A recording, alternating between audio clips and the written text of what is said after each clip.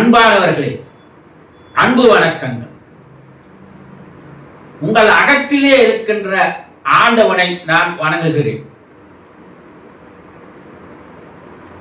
இறந்தவர்கள் உங்களுடைய வேண்டுதல்களை, பிரார்த்தனைகளை, கோரிக்கைகளை காது கொடுத்து கேட்கிறார்கள். அவங்க தான் இறந்துட்டாங்களே, அதுக்கப்பால அவங்க எப்படி காது கொடுத்து கேட்க முடியும்? அவங்க உடம்போட தானே காது இருந்தது, அதை தானே நாங்கள் மண்ணில் பொச்சிட்டோம். ஒரு 6 மாதம் ஆகி போச்சு அவர் பொச்சு, நினைச்சு காதுக்கு இது எல்லாம் போயிட்டு இருக்குமே. அவரை நெருப்புல போட்டு எரிச்சிட்டுமே, எல்லா அங்கங்களும் எரிஞ்சு போச்சு இல்லையா? அப்ப எப்படி அவர் காது கொடுத்து கேட்பாரு?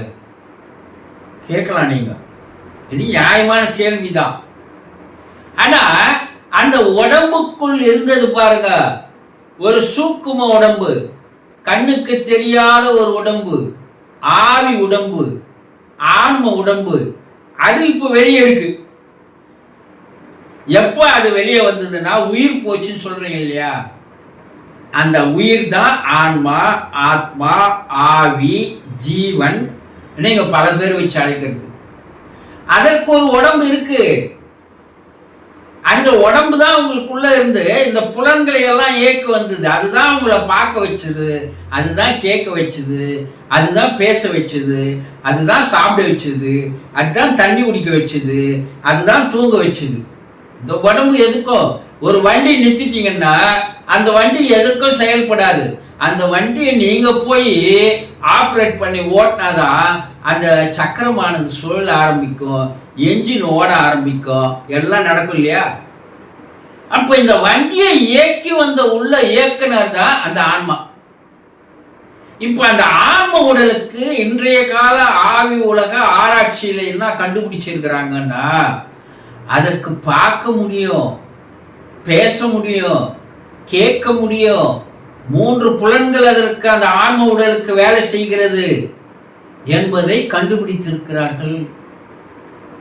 அதனால தண்ணி குடிக்க முடியாது, சாப்பிட முடியாது, தூங்க முடியாது. மற்றபடி அதனால பார்க்க முடியும், கேட்க முடியும், பேச முடியும் என்பதை இன்றைய ஆவி உலக ஆராய்ச்சிகள் தெளிவாக தெரிவிக்கிறது. இதெல்லாம் தெரிஞ்சது வேதகால ரிஷிகளுக்கு இது ஏற்கனவே தெரிஞ்சிருக்கு. அதனால்தான் அவர்கள் என்ன பண்ணாங்கன்னா, பிரார்த்தனைகளை செய்ய சொல்லி அதை ஒரு சடங்காக மாற்றி, இந்த சடங்குகளை செய்யுங்கள். அவர்கள் அந்த சடங்குகளை பார்க்கிறார்கள், ஏற்றுக்கொள்கிறார்கள் என்பதை உங்களுக்கு மறைமுகமாக சடங்குகள் மூலமாக அதை தெரிவித்தார்கள். இப்போ அந்த ஆன்ம உடல் இருக்கு இல்லையா? இருக்கு. அதை நீங்க நம்பணும். கடவுள் இருக்கிறாரா? இருக்காருங்க. அப்ப நீங்க சொல்ற பிரார்த்தனையே, கோரிக்கையே, வேண்டுதல்கள் எல்லாம் அவர் கேட்கிறாரா? கேட்கிறாருங்க. கேட்கறதுனால தானே நாங்க கோயில் கோயிலா போய் எல்லா கடவுளையே வேண்டுதல் வைக்கிறோம், பிரார்த்தனை வைக்கிறோம், கோரிக்கை வைக்கிறோம். நீங்க சொல்றீங்கல்ல, நம்புறீங்கல்ல, கடவுள் இருக்கிறார்ன்ற நம்பிக்கையில தானே நீங்க இதையெல்லாம் செய்யறீங்க. ஆனா அவரை நீங்க நேரில் பார்த்துருக்கீங்களா? இல்லையே. உங்களோட அவர் வாழ்ந்தாரா? வந்து ஒரு நாள்லாம் உங்களோட வந்து வாழ்ந்திருப்பாரா? இல்லையே. அப்போ நீங்க கண்ணால பார்க்காத கடவுள் மட்டும் இருக்கிறார்ன்ற நம்பிக்கையில் நீங்க போய் பிரார்த்தனைகள்லாம் வைக்கிறீங்க. கடவுள் என் பிரார்த்தனையை கேட்பாருங்க, என் வேண்டுதல்களை கேட்பாருங்க, என் கோரிக்கைகளை நிறைவேற்றுவாருங்க எல்லாம் சொல்றீங்கல்ல. ஆனா உங்களோடு வாழ்ந்து, உங்களோடு இருந்து, உங்களோடு பல ஆண்டுகள் உங்களுக்காக தன்னுடைய வாழ்க்கையை அர்ப்பணித்துக் கொண்டவர் இறந்ததும் அவருடைய ஆன்மா இப்போது மேலே இருக்கிறது. அந்த ஆன்மா இருக்கிறது என்ற நம்பிக்கையில தானே அந்த ஆன்ம சாந்தி பூஜை எல்லாம் நீங்க பண்றீங்க. சிராத்தம் தரீங்க, எள்ளு சோறு வைக்கிறீங்க, அமாவாசை அன்னைக்கு படையல் போடுறீங்க, நினைவு நாள் அன்னைக்கு கொண்டாடுறீங்க. இதெல்லாம் என்ன? இருக்கிறார் என்ற நம்பிக்கை தானே.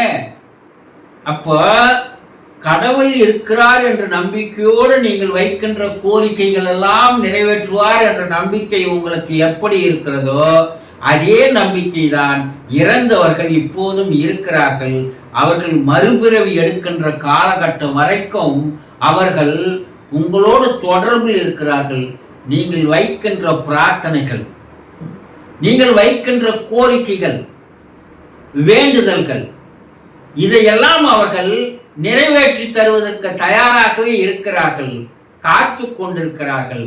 நீங்கள் நம்பி முழுமையாக நம்பிக்கையோடு நீங்கள் இதையெல்லாம் செய்தால் அவர்கள் அதை காது கொடுத்து கேட்டு உங்களுடைய வேண்டுதல்களை நிறைவேற்றி வைக்கிறார்கள், உங்களுடைய பிரார்த்தனைகளை ஏற்றுக்கொள்கிறார்கள், உங்கள் கோரிக்கையை செய்து தருகிறார்கள் என்பதை முழுமையாக நம்பி அவரை நீங்கள் வணங்கி வாருங்கள்.